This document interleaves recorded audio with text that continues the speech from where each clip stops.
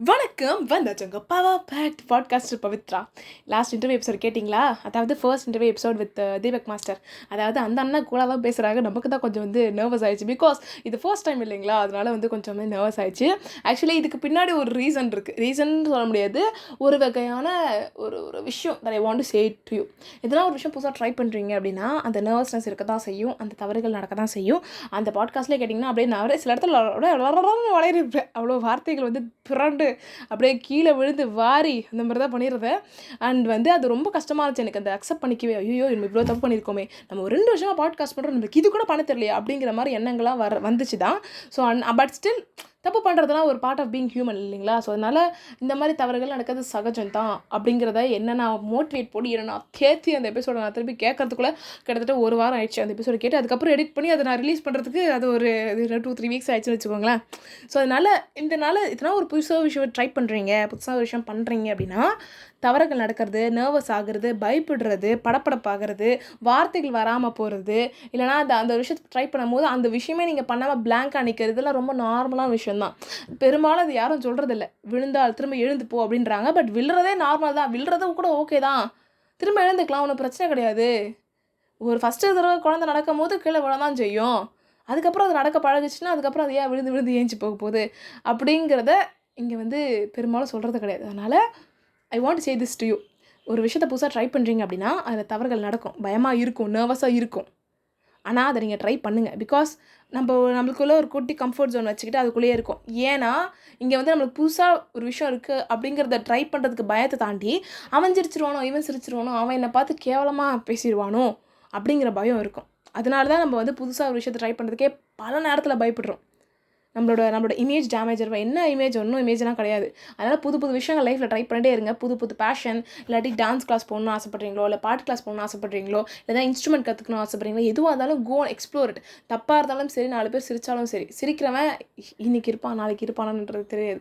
நம்மளே கூட இன்றைக்கி இருப்போம் நாளைக்கு இருப்போமான்னு தெரியாது இல்லைங்களா? ஸோ அதனால் முடிஞ்ச அளவுக்கு நமக்கு பிடிச்ச விஷயங்கள், இன்னொருத்தரை காயப்படுத்தாத விஷயங்கள் ட்ரை பண்ணணும் அப்படின்னு நினச்சிங்கன்னா start it, do it. Okay?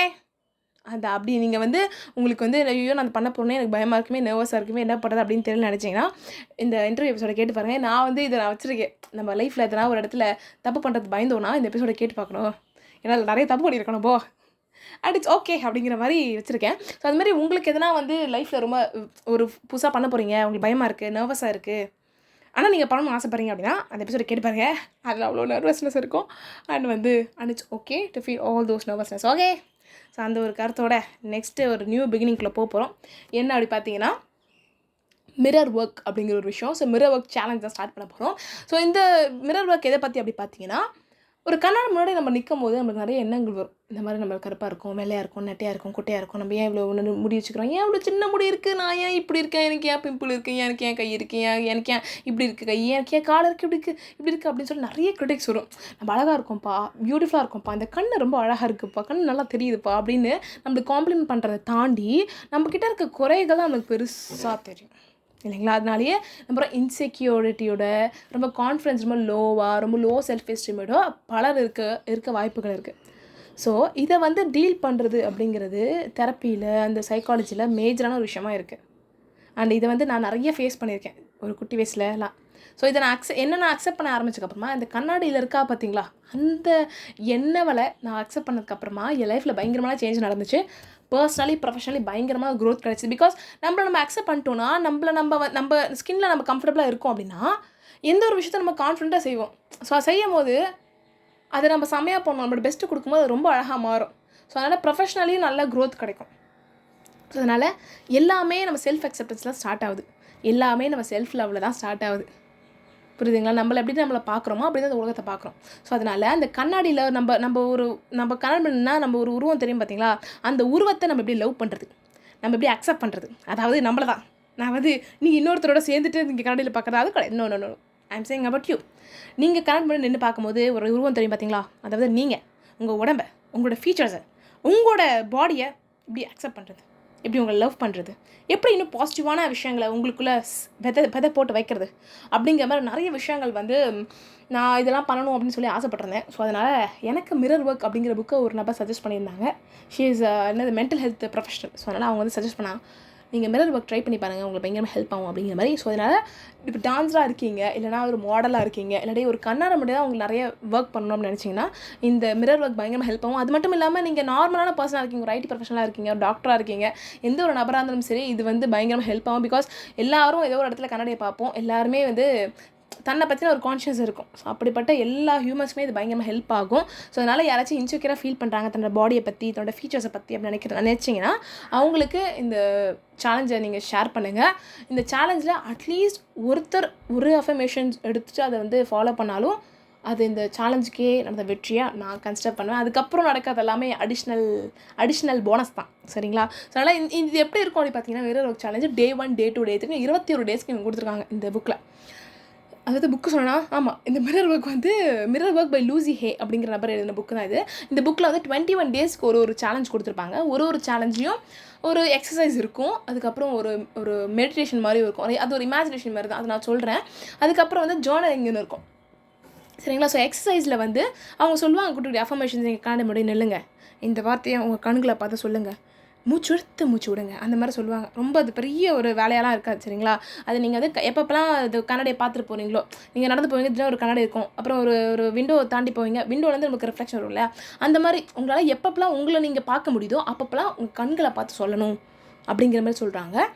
And வந்து இது வந்து எக்ஸசைஸில் இருக்கும். ஸோ அது நெக்ஸ்ட் வந்து ஜர்னலிங்கில் இவங்க என்ன சொல்லுவாங்க அப்படின்னா, உங்களோட ஃபீலிங்ஸை நோட் டவுன் பண்ணுங்கள், ஒரு குறிப்பிட்ட டைமில் நோட் டவுன் பண்ணுங்கள் அப்படிங்கிற மாதிரி இவங்க சொல்லுவாங்க சார், கொஷின்ஸ் எல்லாம் சொல்லி. ஸோ அதையும் நான் ஒரு டெய்லியும் சொல்கிறேன். அதுக்கப்புறம் நெக்ஸ்ட் வந்து மெடிடேஷன் அப்படின்னு சொல்லுவாங்க. மெடிடேஷன் அப்படிங்கிறத தாண்டி இது வந்து இமேஜினேஷனே சொல்லலாம். இவங்க வந்து இந்த மாதிரி நீங்கள் இமேஜின் பண்ணி பாருங்கள், உங்களுக்குள்ளே நீங்கள் லவ் ஃபுல்லாக ஃபீல் பண்ணுறீங்க, உங்கள் லவ் இந்த உலகத்தை நீங்கள் குடிக்கிறீங்க, அது வந்து பல மடங்காக மல்டிப்ளை ஆகி உங்ககிட்ட வருது அப்படிங்கிற மாதிரி சொல்லுவாங்க.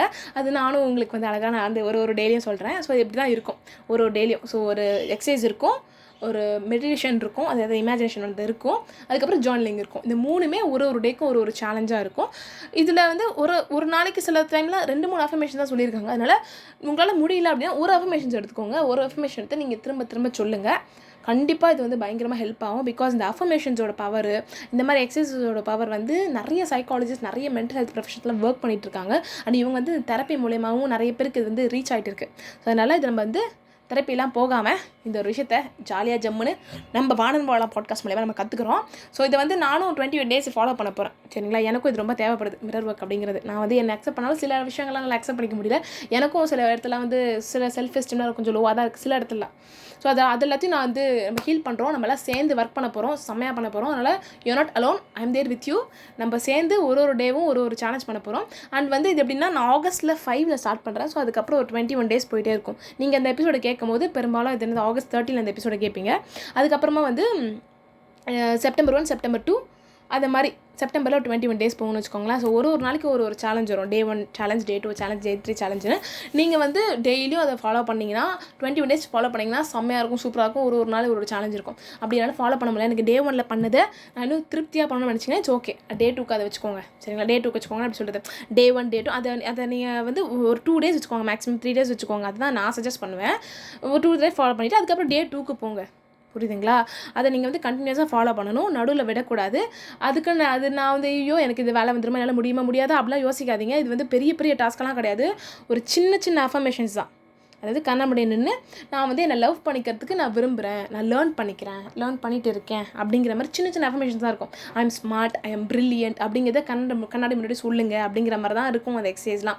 ரொம்ப பெரிய டாஸ்க்லாம் கிடையாது, ரொம்ப ஈஸியாக ஜாலியாக ஹாப்பியாக பண்ணலாம்.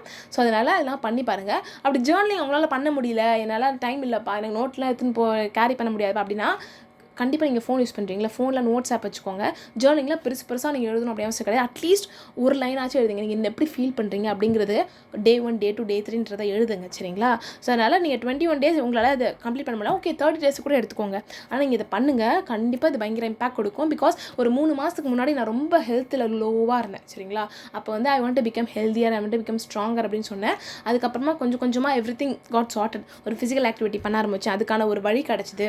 அதுக்கப்புறமா ஹெல்தியாக சாப்பிட ஆரம்பித்தேன். அப்புறம் இப்போ நான் வந்து ரொம்ப ஹெல்த்தியாகவும் ரொம்ப ஸ்ட்ராங்காகவும் ஃபீல் பண்ணுறேன் கிட்டத்தட்ட ஒரு 3 மந்த்ஸ்க்கு அப்புறமா. இந்த அஃபர்மேஷன்ஸ்க்கு அவ்வளோ பவர் இருக்குது. நான் லைஃப்பில் பயங்கரமாக யூஸ் பண்ணியிருக்கேன்.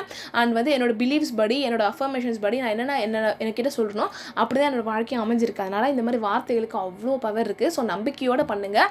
நடுவில் உங்களுக்கு தோணலாம் இந்த மாரி இதெல்லாம் சும்மா அதெல்லாம் நடக்காது அப்படிங்கிற மாதிரிலாம் தோணலாம்.